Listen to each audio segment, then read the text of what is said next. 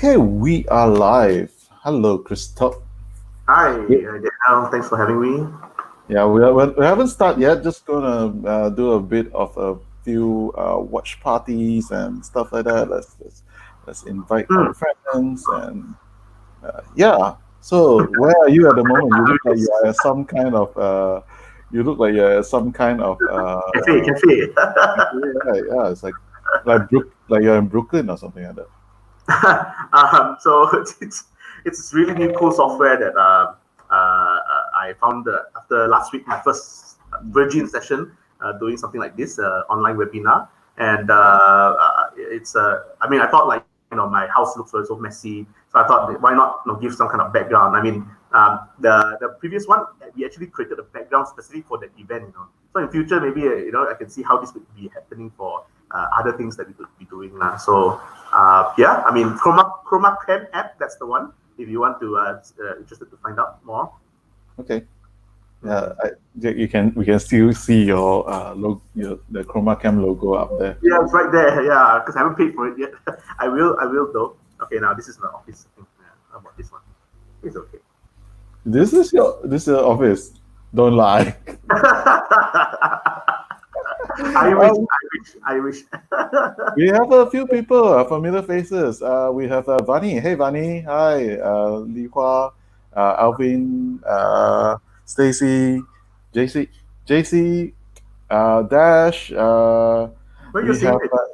Oh no. Yeah. Basically, because I'm actually watching the stream over. I'm watching the stream. Ah, I'm watching a live stream over here. okay, So cool. yeah, whoever have question for Christoph, feel free to just leave a message, and what we can actually post it up here, and then yeah. So feel free to just ask any question. We're gonna start in a few moments, and yeah, Suraya is watching.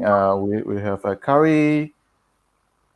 Hello guys, hi. So Very so happy. so I got a very interesting comment. Yes, I'm not wearing a bad shirt. I think I've been wearing a lot of black t-shirt for a while, but yeah, I'm not wearing a black t-shirt for this. Yeah, there's actually a few of them are my TEDx one, few of them are Startup Hmm. Weekend, BaseCon, some are lead actually, so lead recommended. So welcome. So today, this morning, I have my we were trying to figure out how long I know you, but actually I know you for quite a while. It is in a while. More than 10 years, 15 years. I do not know. Actually, it's been quite a while. So it's like I think the very first time I know about this guy called Christoph is, I will say is a YCM, like Yeah. yeah, Young Corporate Malaysia, and like how did that started actually? Like before we actually go into the digital marketing side. So that actually reveals like how old or how young I am, because it was basically after we bunch of friends and I graduated. As you know, one more Fadaus, right? So a few of us, together with people that we worked in the UK, as we studied together, not studied together, but studied in the UK together. We came back, we joined our corporate companies. It was all good, but we got bored.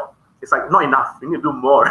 So just like yourself, you created a lot of communities before. We also started something called Young Corporate Malaysians, where we invited CEOs to give talks to young people like us. And you would think that it's so not I mean, everybody should know this, right? I mean, you would have thought of this idea and do it. But no, at that point of time, I think it was pretty much 2008, 2009, 8 or 9. And how many is that then? 2020, 12. uh, 12 years, yeah. So, I still remember, Daniel, I think you came to one of our earliest sessions where we were Yeah. doing in not in a hotel setting. Like today, if you go to a Young Corporate Malaysian event, it's a beautiful hotel, Intercontinental Hotel. But last time it was in a bungalow. I think in those days you were in It's a rundown bungalow. It's not a when bungalow, you right? say bungalow, it gives a lot more credit than it is. It's like it's I do not know what it is basically because I remember like crossing some lalangs and like That's it's right. like That's right. It's an yeah. abandoned bungalow in Jalan Yutan, and we had to cut the grass ourselves, and so on and so forth. So it was. I think that it was probably when we first met, and we were good. We made good friends because we both enjoyed creating communities. We enjoyed bringing people together. and that was really fun. Yeah, like yeah, Chris and I go back way back in terms of that. So how did that from a corporate guy like you actually I think you always set up to be a corporate guy and now being an entrepreneur. Like, how did that journey came about? Mm, I I don't know really. I don't think myself as a business person or an entrepreneur in the first place. I remember looking at you and I was like, can I be like him? Going to the sessions in not in your super formal, you need attire, very not say dressed down, but enough so that you can demand respect, but at the same time, we know that you are not just a normal guy, right? And I was thinking like, can I be that kind of person? Because I'd always been like the whole suit, the tie, and so I know like dressing shouldn't be the way you think about when you're a corporate or entrepreneur, but at the time it was that. But I think after 2 years of being in corporate life, and I was basically hired to do something. You see, it's not just a do like small thing. It was to run a project already, online share trading platform at ECM Libra at that point of time. And I after 2 years, I felt like after I launched it, I had so many struggles inside the corporate. Like, for example, because I was in YCM, right, I could easily talk to CEOs of other companies. And when my superior found out, they're like, Chris, you're just a junior exec. You can't, just send an email to a CEO of another company. It's very rude. And I was like, but I do know them. They know me. And because of this, right, I can bypass all the red tapes, right? And then the CEO immediately look, let's say, okay, let's make the meeting happen. And it's not with me, it's with my CEO. So I've done something like impossible in the corporate world, and at that point it's also very very rare. And I felt like I was too stifled, and so I said, I think I need to be on my own. And I started my own. It was a social enterprise called Empowering Youth Endeavors Project. And I guess and I got funding for it as well to kickstart the whole thing. So I guess the rest is history. I just said, I need to improve things. The way it is now is not good. It's too red tape, and young people deserve so much more these days. So I started my new entrepreneur life lah, basically. Yeah, it's also quite interesting because you started off doing this social enterprise, and EYE still exists actually in a different form. That's right. Yes. Yeah, and you also started like help out quite a number of ventures. Like, what are the other initiatives and companies that you have actually started? Okay, so not all are companies. I was too active. I had abundance of energy, and I didn't know what to do with it. So I don't think a lot of you know this, but if you recall random alphabets, actually, Daniel, you would know. We did things like Merdeka Train Party, MPP. We did something called the KL Freeze in Unison, which was so amazing. Basically, we were against the status quo of cannot gather together, if not you'll get jailed. We're like, of course we get together if we do something good. So we use online, we use social media and websites, EDM to basically get people to sort of like sign up, and then we will give them like a clue, because we don't want to tell everybody where we're going to go, otherwise the police will be there and we get jailed, right? So they we all have a clue, and then they'll meet somebody somewhere who has the right code, and we pass them the actual place and time to do the KL freeze in Unison, which was in front of Pavilion, the Pavilion building. And at a certain time, I think it was 12 o'clock, we froze for 5 minutes, and we had the video team. Ren was part of it, so we did a whole video for 5 minutes, and the guard was like, hey, where is this? Who's organizing this? Who is the person? But because we kept it so secretive that nobody could point to anyone. And then the next thing you know, it was dispersed, and we had a very beautiful video showing that people could do what they want to do, as long as they're not doing it for a negative reason. And I guess that's the beauty of it, like social media. And that's actually how it got to where I'm doing, which is social groups. Yeah, so let's talk a bit about social group. Like, social group been around for a while, and you guys took in like fairly like I will always classify social group as one organization that really punch above their weight class, like really do. And I appreciate a lot of the works that you have done. Share some of the key highlights and lowlights that over social group that you have. So for those of you who don't know, Social Group is a boutique digital agency with about 20 men staff, and we've basically grown many times. I've had the up and downs. I think some of us who actually were friends with me for some time will know some of the very interesting stories, which I don't think I can share here, but you can always knock on my door. which involves things like lawsuits, big projects, even funding to the tune of 500,000 ringgit. We've been through quite a number of different experiences.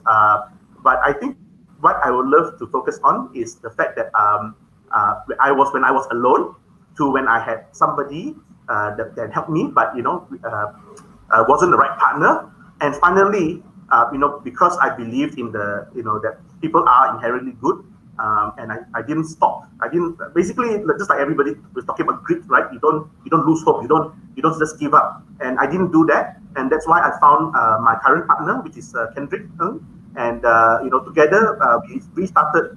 Well, not restarted lah. We created the new social groups of since 2015 to grow to where we are now. And as you rightly pointed out, Daniel, I would not have imagined that our type of clients would be clients like Alibaba in China, ByteDance, TikTok, and those are global companies. And today we have companies like Lenovo, we have companies like SP Setia. I mean, honestly, these companies normally go for the big boys. And and our fellow friends, we know that market is mostly SME market for us. But yeah, Daniel, I think partly reason why we've gotten this far is because of my corporate development, which I think maybe if I have a chance to talk to those young people out there, they always say, right, should you start corporate first or do you go to nice big entrepreneurship?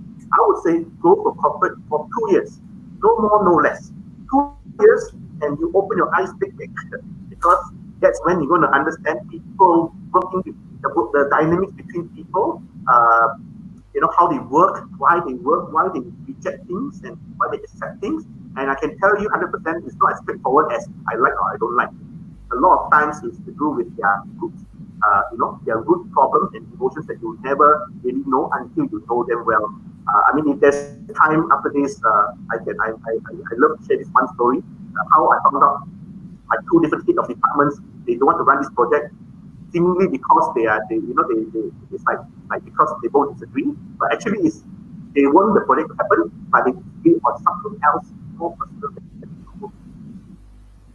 Yeah, I think that's the human dynamics is a very big play in a lot of things, and very interesting because like my advice to a lot of entrepreneurs is don't start a business first, especially that go and work in corporate, and I do echo your sentiment in terms of working in corporate. 2 years, I do not know.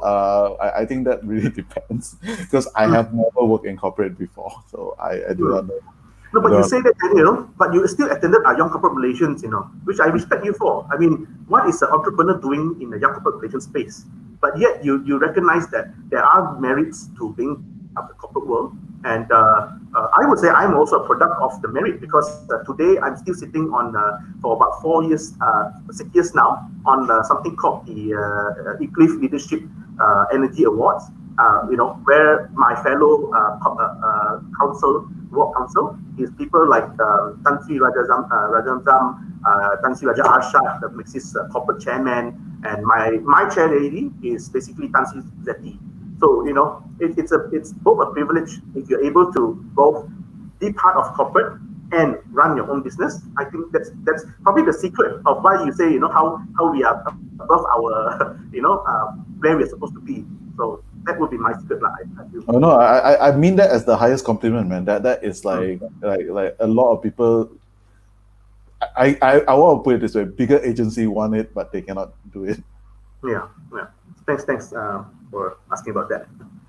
Yeah, and let's dive deep into social media again. And part of the reason we brought you in also is because I think we want to talk about inbound marketing and also in terms of social media because there's so many people who are like going out there and sharing like, oh, you need to go on social media, and it's so much true now than ever because when we first started, it's so hard to find people with a Facebook account. It's so hard to find people with an Instagram account. Like back when we first started, now it's such a norm. And somehow with this whole COVID-19, like people are not going out, people are like constantly stuck at home. People are browsing their social media account.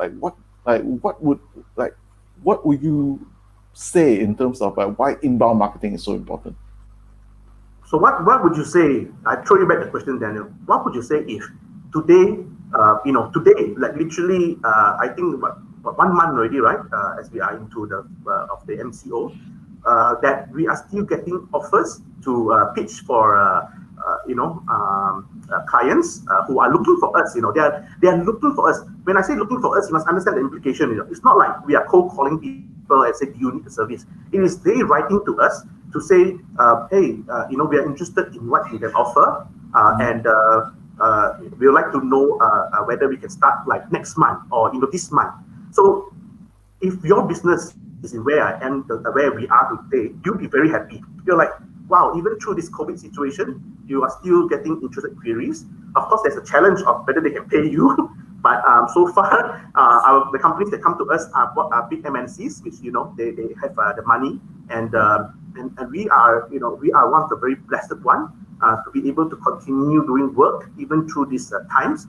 And that's why, last week, me and a bunch of friends decided, I'm going to get out of my comfort zone. I don't really do this. I'm very nervous, and I'm not sure if people want to listen to me. But last week was an opener, as more people, like, obviously, if they can learn something and do something for their own business of themselves, they would, right? So I just want to share with you that, Daniel, like, what inbound marketing is really about is that investment, not into your outbound marketing, which is like ads, what do you call that? Getting all the pamphlets out, the posters, the promos. No, inbound marketing is about building really good content, knowledgeable content that puts you and your brand on a different level, so that people know how to find you when they want it, and they trust you that you can deliver the work. And this is all done in a very passive manner. When I say passive, I don't mean the investment. The investment itself is active. That you have to start developing content, that you have to put it out, that you have to know where to put it out to. That's the active part. But the passive part is like times like now, when you are so busy, you got other things to do. But the investment into inbound marketing is still working for you every single hour for people to find you when they want to. That's the power of inbound marketing. Yeah, that's something amazing, because like in the sense that my previous company, for those who do not know, that I'm actually on a really long sabbatical. So my previous company, that generally we do not go out to look for clients. Like client comes to approach for us, and Right. we work with MNC, we work with like GLCs or government and stuff like that, and it's usually like people looking for us, and again, like that's something that a lot of people have not really experienced, because all they have is like hiring salespeople or marketing people. Let's boost this ad, let's do that, and like, how would someone get started with this? Like, So that's where we are, right? I mean, like I think the reason why we're doing this is because for those that not tasted this, I like to say, a point where people actually say, take my money, you want to be that kind of level with your clients, right? Like, take my money. Like, you say how much I'll pay, because it's worth the investment. To get to that level for somebody who's not even started, is, to be honest, it's not difficult. In fact, I would say that a lot of business owners actually know this. They know of this 5 years ago, 4 years ago, 2 years ago. They know this, but do they put priority? No. Why don't they do priority? Because there are 100 other things that they could do to help their business, and this is not one of them. So it's not a case of like you don't need it. It's a case of it's not in my priority. And now the tables have changed, right? Because this whole COVID situation is like all those things that I normally can do now cannot do. And now the only thing that you're supposed to do, and which if you invest more into it, it would have worked for you today. Now you can do. So there are 4 stages to this. I think basically it's the inbound methodology 4 stages. I want to share this link to you, but maybe I just you can share screen actually. So you go to the um, bottom of the thing. You should be able to share screen. okay. Let's. Oh, I can do that, right? So I can actually load my deck. Yeah. The one. Let me just. Well, you know that, I'd like to just welcome a couple of people. Danny Fu say whoop whoop. Yeah, hi Danny, good to see you, man. Ray, Chloe, Jasmine is here. Jasmine, and Dr. Andrew, welcome. Good you're watching. Ben is here. Eileen, Renyi from Burger Lab is here, so more stress. Hi Renyi. Okay, so Manu, our co-worker, is here. Kariku, as usual, thank you for watching. Dave, thank you for watching. Please share, if please like, please comment if you have any question for Chris. Yeah, we were talking about inbound marketing. We are basically gonna. I think you need to switch to. Okay, yeah. so I'm gonna skip the part because these are my slides for. Suraya said exciting topic. Renyi is like driving. Yeah, don't So watch. stay safe, man. Stay safe, man. Okay, so yeah, thank you guys for joining the session. I hope that you will get something out of this at the very least. So there are the four areas of inbound marketing is basically attract, convert, close, and delight. And what I like about this funnel that I'm showing you is that the promoter side to strangers, because last week as I shared this inbound marketing to another bunch of 60 odd business owners, they did expect the promoters to strangers part to be very important, and that they all agreed with it. And then I mentioned Renyi from my Burger Lab, how he's really good at doing this, the delight part, which is what made my Burger Lab, not just a fad. If you remember those days, everybody said, it's just a fad, it's just a fad. But no, today, they are oversubscribed, even in MCO period. They pivoted to create a cook your own My Burger Lab, in the house. HomeKit. HomeKit, that's right. Yeah, when they keep saying that, I keep thinking why are they saying Apple stuff? Oh yeah. True. But yeah, it's a really good pivot, and I have a JMB in my condo, and we are already talking about how many orders can we make to get the discount. So it's all these are these are all part of the delight side. You see, how create more customers for. It's not something alien, I think everybody will see attract, convert, close, and delight. They can see this process happening in their own business, but it is unique to the different industries. How the attract will happen, how the convert will happen, how close will happen, and how delight will happen. So, without spending too much time, I just want to put into this form what inbound marketing methodology works like, and I hope that even now, as you are looking at this sales funnel, you can see which part that you're not strong at. Have you built your social media well? Have you done your SEO? For the 30 plus, for the 30 visitors that we have today, if you open up your browser today and you don't know of my company social groups, have a search. Use Google. Search for social media agency Kuala Lumpur or social media agency Malaysia. And chances are companies like your TikTok, ByteDance, and also Alibaba was doing that, right? And they found us at the first page. Have a look, try it out, and you see where we are in terms of our ranking. And imagine that if we didn't have this, would we have the same kind of leads that we are building passively, without spending any money? Today, we enjoy that today as compared to not having it now, where we are getting maybe 4 to 5 leads per week. And that's good for us because our kind of leads are not products-based leads, right? These are like big ticket item, 1 year retainer kind of leads. So, I guess there are more questions coming on, so I'm just gonna leave this slide on for you to consume. And maybe you have any questions regarding this, I would love to answer them. Let's my morning Ben. Ben say hi. Morning. Let's actually run through some case studies. Actually, let's go through a bit of case studies, and let's go through one by one in terms of where people can start to think. And you mentioned SEO. You mentioned your company using SEO, but SEO takes a long time. What can be actionable right now for people who haven't actually gone into attracting their end user or attracting strangers? So yeah, you're absolutely right. It is an investment. So time investment more than money investment. So we may have missed out on this. While I do still promote to start now, so that post MCO you are able to really enjoy the results of what you're building today, and that's important, right? Because post MCO, as we know, it's not straight away all the clients will come back, right? You got to still restart everything. So, Yeah. but what Daniel is asking is, what can you do today? Now, today you can do something like Delight, right? Basically, you have your custom profile. I mean, you should have their emails, have their social media. Build you. I think maybe I can just build it down to three things. Firstly, your social media. When's the last time you did something like pay for Facebook ads to gain more likes within your customer database?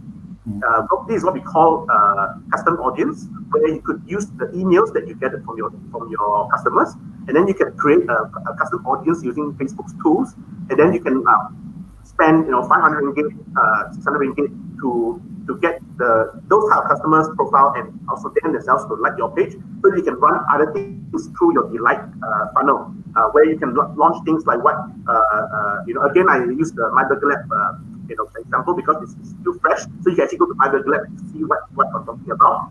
How My Burger Lab creates very honest postings to talk about what they're doing to why is it like not as easy as before to do what they do, and why they're doing this, so that they further feed you, with their previous burgers, using emails to go and continue telling people like, this is you're still here, you still buy from us, and in fact we're doing home kit that's special for you, so you can show off your cooking skills at home. So these are some of the case studies that a really good case study that you can look at. Now, I have a case study on my slide. Let's see. But this is more maybe. Okay, so some of these things are actually not what you can like do immediately, or maybe you can. So let me bear with me as I share with you what we've done for a company like Wing Hyong. Again, I know it's because it's a F&B, right? So maybe it's not so relevant to service sector. Service sector, I can talk about myself lah. Okay, so maybe after this I can talk about service sector. So for products, right? Most of the time, if let's say the company does not have a digital approach, meaning to say that they've never actually basically stored their database in a way that could talk back to the customers. One good example is retail customers, right? Yes. When people buy something, and then if you're not using Fave or StoreHub or any of the smarter POS, you are basically just transacting money with a faceless customers that you have no idea who they are, what they do, where they live, and their contact numbers and all their details. So what we've done is basically we've done a contest that we run for the customers, assuming that you still have retail customers, like somebody's still contacting you, whether it's through phone calls, and we tell them that there is a campaign that we are doing to sort of promote, support why you want to buy from us. And in this case, it's basically scan and win. So in this case, right, we actually when people buy the product and they have the receipt, we actually created a QR code to put on the receipt with the whole scan and win thing, and we asked them to scan the code and put in their name and email, including your receipt number. Why is the receipt number there? Because then we can track that person has bought how much item, you see.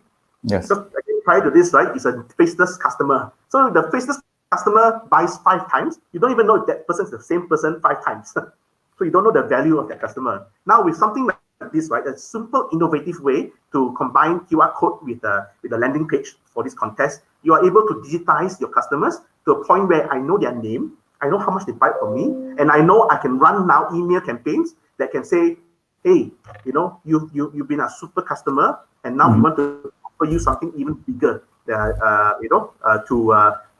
And that's a Delight site, right? That's the Delight site where they, through them, as they share the campaign to other friends, they get more customers to come and join us, to choose, like, for example, Wing Hyong over the Wolaya and all these other brands.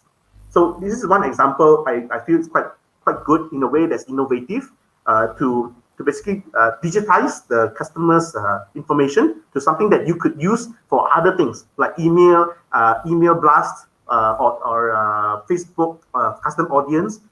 Many things you could do. And on the right hand side, of course, I can't share much about this because it's basically using CRM.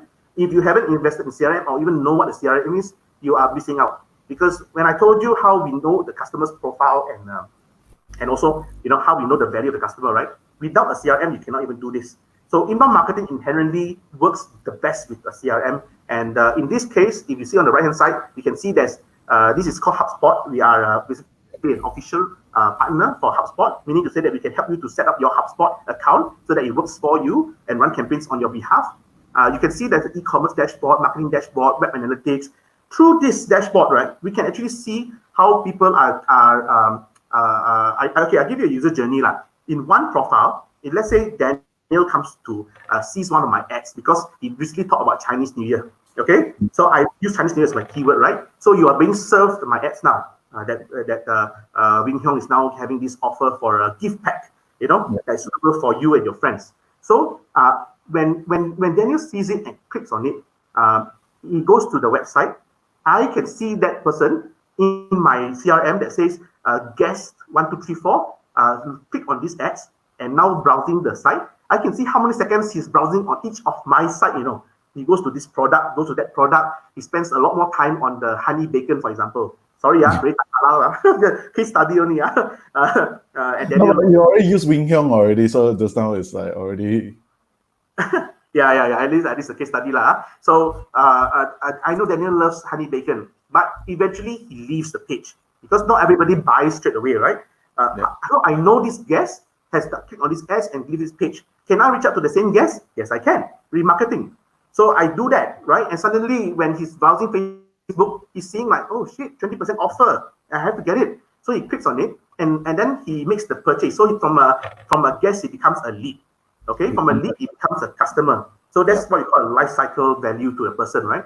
And now when he does all these things, I have his information. I have his address, his name, his number, his email, because I need to deliver the product to him, right? And this name populate back to the guest 1234, all the way. So I know this Daniel, what he likes, why he's browsing, what does he actually want, and I know his birthday. If he join my membership system, and so on and so forth. And maybe he buys one now. Next year he buys another round. During told me he buys another round. I know that he is currently the highest value of my purchasing of maybe over 50,000 because he also buys for gift for his clients. And I can put him as the most valued customer segment together with other people who also like him to do bigger campaigns that require a lot more funding, but the return is even more because you are celebrating your loyal customers and helping them to share your product, like the refer to win, buy to win kind of thing, to more strangers who will eventually become part of the cycle again. So that's inbound marketing, right? Like from So we take a few steps back. You actually mentioned two things actually that was actually really interesting. One is basically the user journey, and I think a lot of people do not actually think about user journey in terms of what they are going through and what are they doing. User journey is very important over that. The other thing when you actually mentioned about which is actually CRM, and a lot of times people do not understand their user, so they don't actually have any relationship like that. It's really customer relationship management system. So that's what exactly CRM means, and we don't have that. And by knowing that, you can do that thing that you call retargeting. So sometimes when you go online and you see the ads that follow you around, and you'll be wondering like, hey, how come I keep get reminder about let's use my burger lab for example, because they already understand, like the system already understand you have a tendency, you already show interest in it, and that's why people like about you. That's right. It's basically things that is already happening in the process. I mean, without you even lifting a finger, and that's what you want. You want to invest in a methodology or a system that works for you while you're sleeping. Right? I like to sort of like akin this to what hackers. Hackers that they don't hack when you're awake. They hack when you're sleeping. If you have a data of your server or your host, your website, right? Like how many people have tried to access the admin side of the background. It doesn't happen when you're awake. It happens when you're sleeping. That's why they catch you off guard. Same thing for this methodology. When you're sleeping, people actually want that thing. Are you able to stay awake to provide that kind of response, or will you have a system that does it for you when they need it? And that's the thing that we're trying to solve. Yeah, when you say I swear I did not pay for all these plugs, no.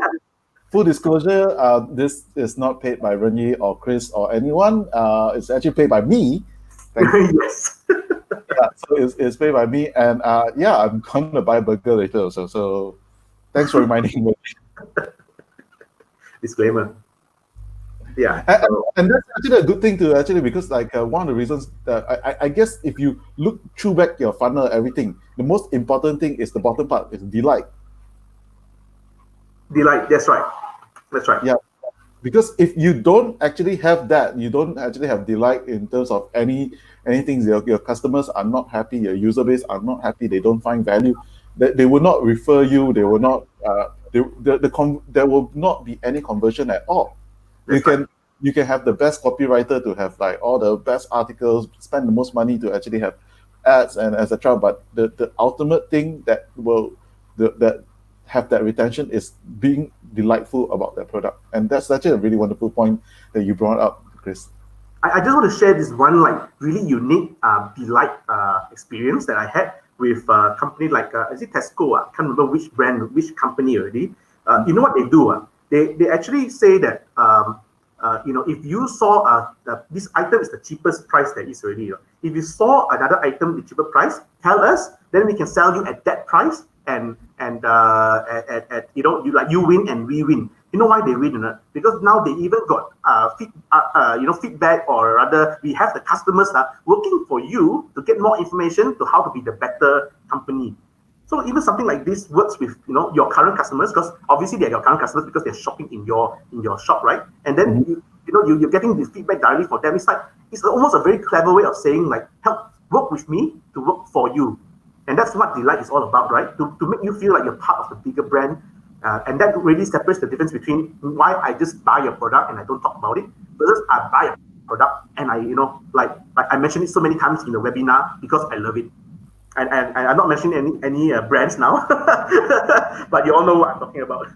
No. I would want to add that because that's something Booking.com use a lot. I'm a big user of Booking.com, and they always match your price. Like if you can find a cheaper hotel room and you do it on Booking.com, they will match your price. Hmm. I mean, not everybody can do this way, but there are so many levels of delight that.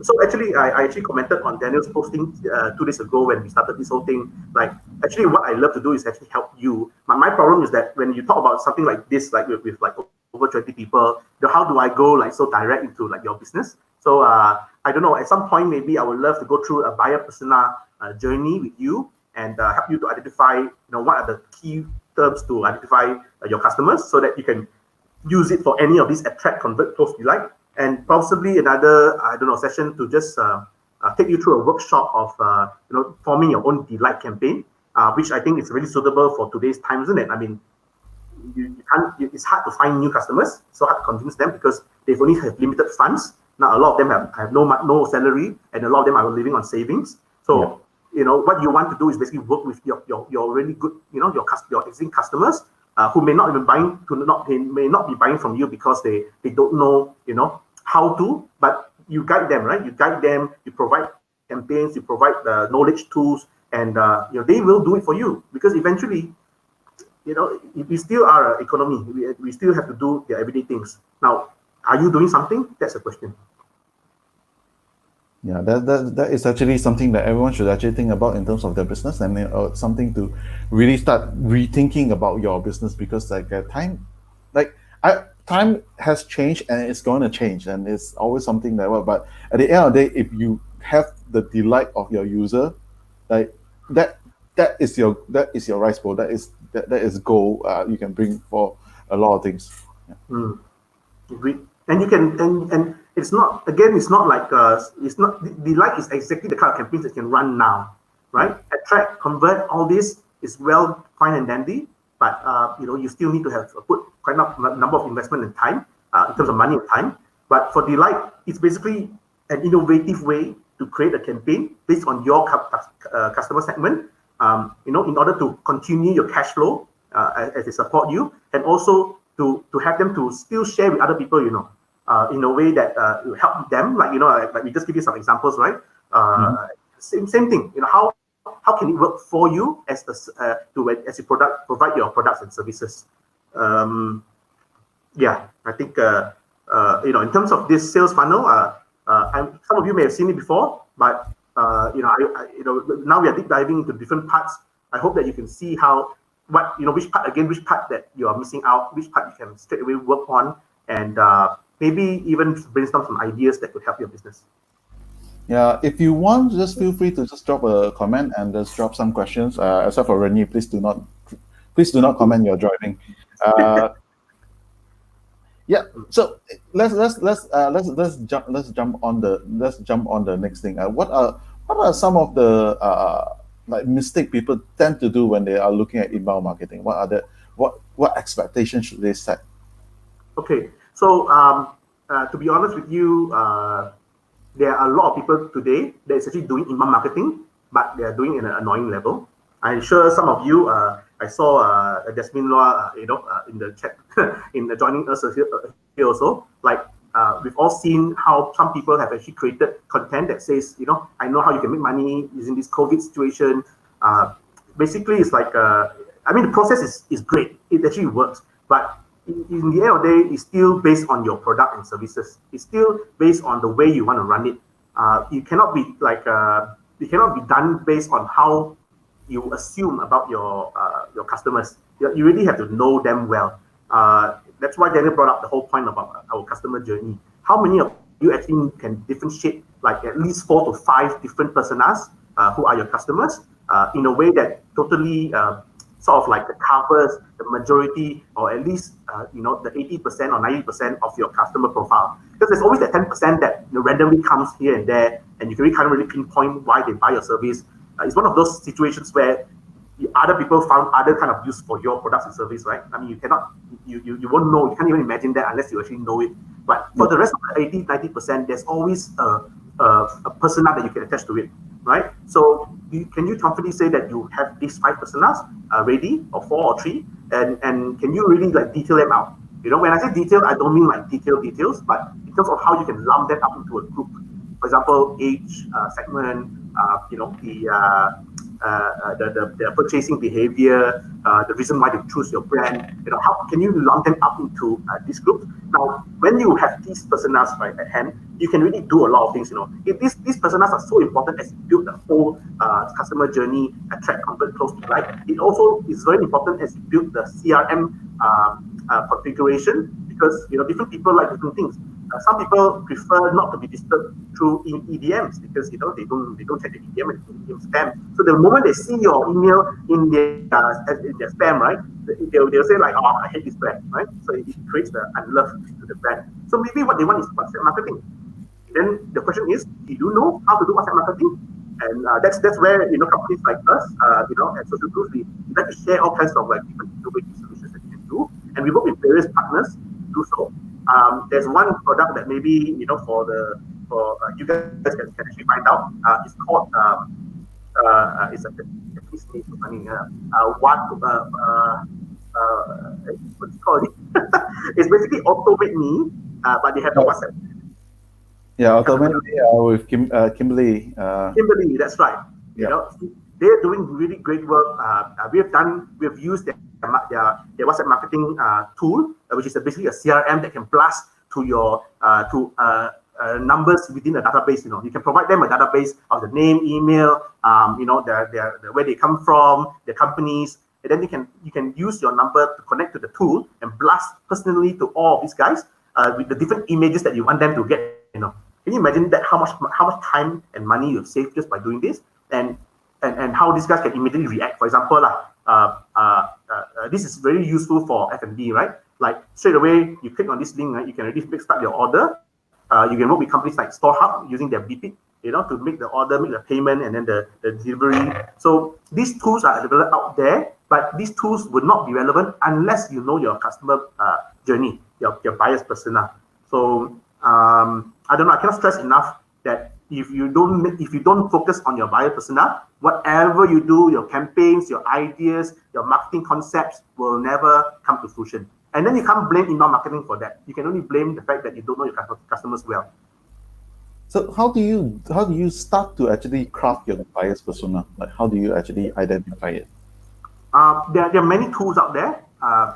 You just Google buyer's persona. There are actually many tools that help you to like fill out certain forms, certain details. We at HubSpot, right? Because I represent HubSpot as my partner. We have our own tools that we can manage, and it's not just the assumption of a buyer's persona. It's also sort of strengthened when we test the campaign and see whether it really works the way it's meant to be. So it sort of reinforces that you've got the right buyer's persona and you can always optimize again. So imagine optimizing your Facebook ads, right? Because all of us here have actually run Facebook ads before. Imagine optimizing ads like that, but like on this kind of level, on the buyer persona level, on the copy of the website level, on the kind of campaigns. We start like for example, there's campaign A, like for example, do a person want to attend an event because of the speakers, or they want to attend the event because of the brands that are going to open their booth there? We can even do things like this and find out whether this one or that one really works, so that the next event you can test your hypothesis and see whether it works out. Of course, there's also for that kind of example, there's also a on ground valuation system, right? Which is KPI calculation. But the online one is the one I'm interested in, and you can actually do all these things with the right tools, and well, even without the tools, also you can do it on paper and see whether it works. So I would say that what do you call that? There are many ways to sort of gauge your buyer's persona. Again, Google is the best friend. Just Google, how like buyer's persona framework. I'm sure there are many answers for that. Or you can work with like agency like mine, right? iProject or Social Groups, where we can help you to do that. And the rest of because in the end of the day, what this means is that then for them, we can help you to build the right campaign to attract your customers. Yeah, and that's also very important to really understand your customer. Like, why do they buy? Why? There's always a very good example by Guy Kawasaki when he was the first evangelist, one of the early evangelists for the Macintosh, and he was actually talking about that the reason people end up buying the Macintosh wasn't for like graphic design or anything. It was basically for spreadsheet, right? Because of spreadsheet, it became the killer app, and that's why one of the reasons why Macintosh became really popular. Otherwise, you cannot even touch, the IBMs or the Microsoft. So, yeah, that's very true.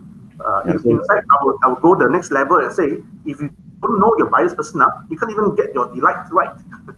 Right? Yeah, exactly. And funny, right? I mean, we talk about not knowing your buyer's persona, but you're like, Chris, I've run my business so many years already, and everything is great.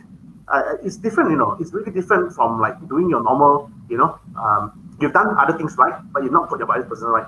It's different. That's why startups are actually doing, so much better in actually attracting the new wave of customers compared to the companies that have existed so many years, where their leaders and have lost touch with their actual, the people that actually buy their from them. And this is a very, very normal situation.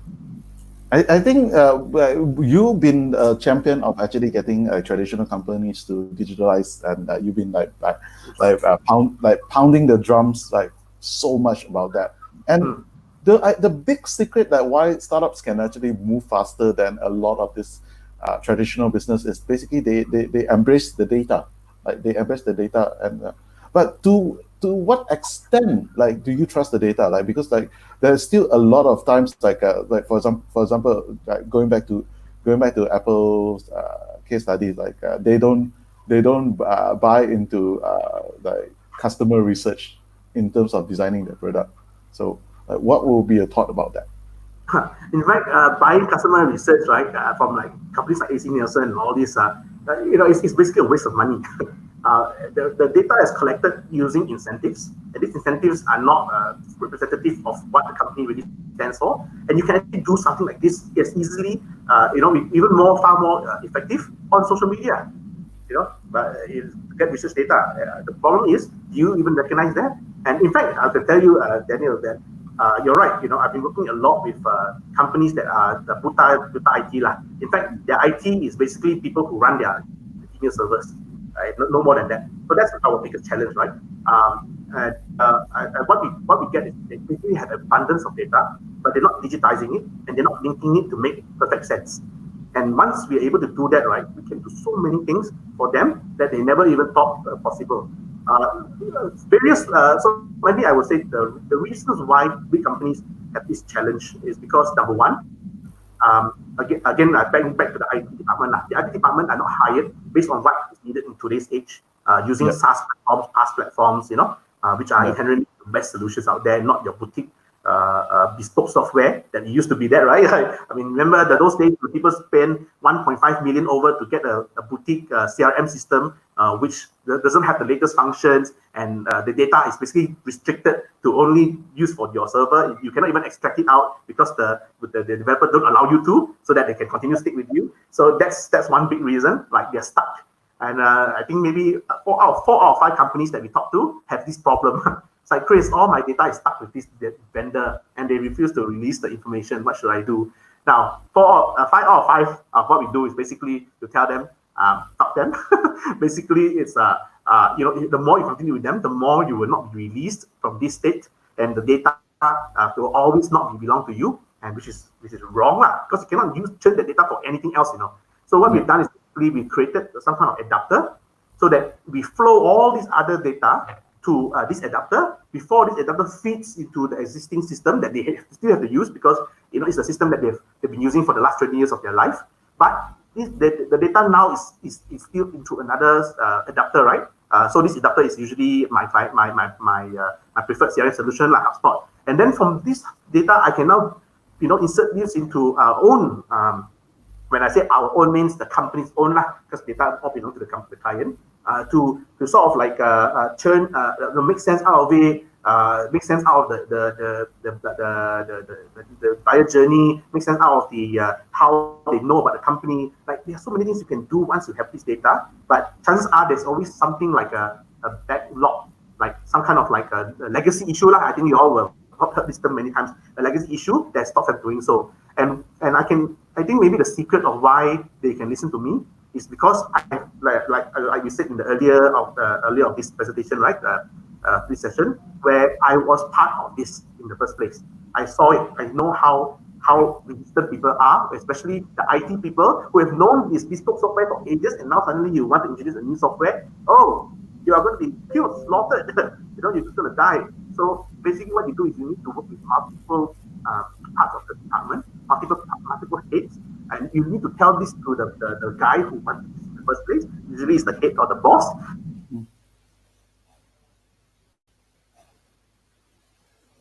So that they know that, well, I can trust this guy. I can to be able to out the human part of the digital transformation before actually doing the digital transformation. I cannot stress how important that part is. In fact, in iProject, which is the digital transformation company, we actually say we are humanizing digital transformation. It's nothing more important than that.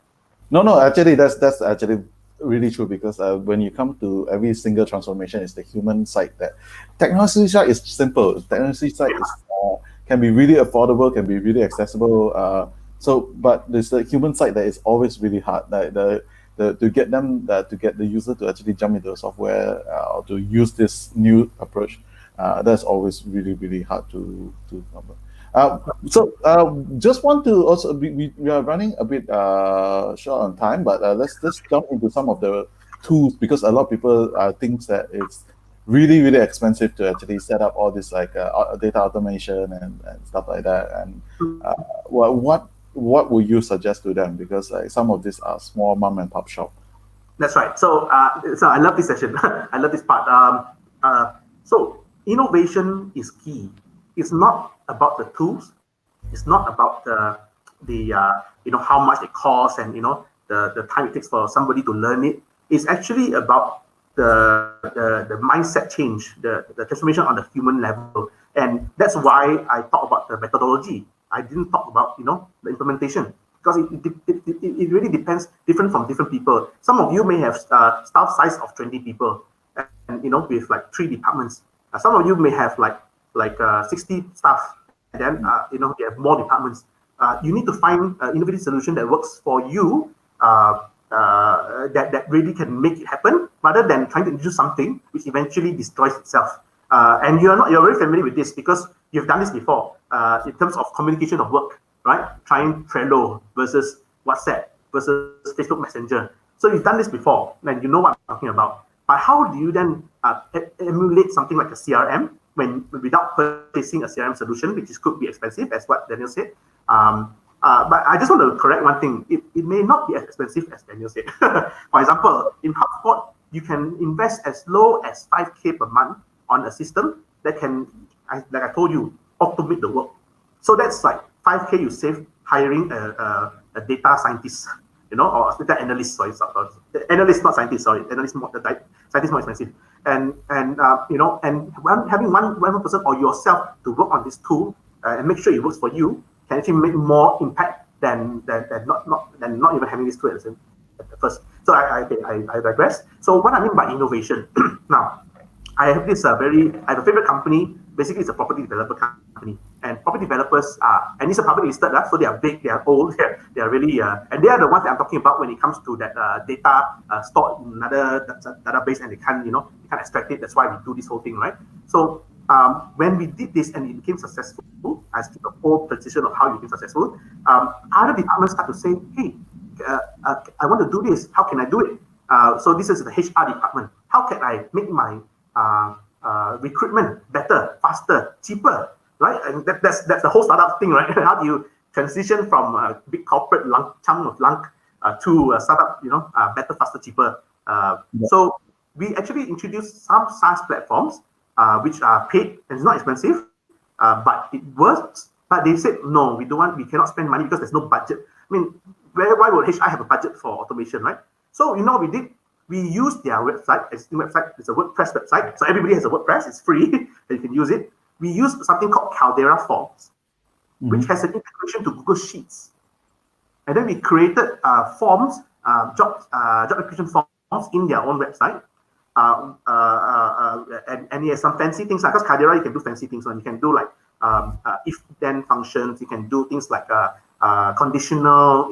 It's very programmatic, which is better than your Contact 7 forms, and you all know what I'm talking about. So and eventually a lot of people I don't want to log into WordPress, and I which link I have to go to, and then you have to set permission level. No need, because all this data is churned out to different Google Sheets that they belong to them, and they just basically copy and paste from there, and there you go. An innovative solution that is super cost friendly, and the only thing they pay is for my time, for our company time to develop, to think of this solution and implement it, and of course to teach them. And you see, it is so low code and so not complex. It's super simple that all the HR staff is able to pick this up and immediately change to this one because they love it. Why not? Why not love this? Then compared to how was it before? Get the data from the job street, all these things, put into a Google Excel sheet, share there, update. Hey, which is the latest one? You will say, I've forgotten. I missed out this, missed out that. Even in the Google Sheet, you can even do assignment, right? Like, okay, this is already assigned to this person. This is already assigned to this person. Done. So this is a really innovative solution using low code, low complexity tools out there, which are already free or maybe a bit of small purchasing to serve purpose that would make it faster, cheaper, better. Yeah, that is actually highly underestimated, because I guess in the startup world, it's like this one you can hack it on. So it's like basically you can just hack this solution out. And to be honest, that's also another secret of a lot of startups, basically, because they are not as automated as you think they are. Yeah. There's a lot of this kind of hacky solution out there. Eileen actually commented, I guess the automation is a process that you can actually focus on bringing more business in, especially reputation. Yeah, definitely true. Also do other stuff, basically, in terms of not only bringing more business, but actually do more process that are more impactful, because there are a lot of things that requires a lot of time, but they are not high priority or high impact. Can I give just one small example about that? Like the saving time. It can be something so small. This innovation can be something so small. For example, before this, my website, socialtools.com, the form, it used to be very basic, and you find that basic form anywhere. Name, email, what you're looking for, all these things. And, when we did our own evaluation, after half a year, we realized that we spent so much time trying to understand what the clients want. And sometimes it's basically like not worth it. It's not something that we want to do. And that's time wasted. That's time gone. When you won't see it, you won't see it because you're so busy doing job and then, trying to close deals, that it just out of your mind. And then, just by doing one thing, what we did? We switched to Caldera Forms. So I give you the secret already. Caldera Forms is the best tool ever. Caldera Forms, and set up the form in such a way that we get all the information we need, the budget, your industry, what you're looking for, your objective.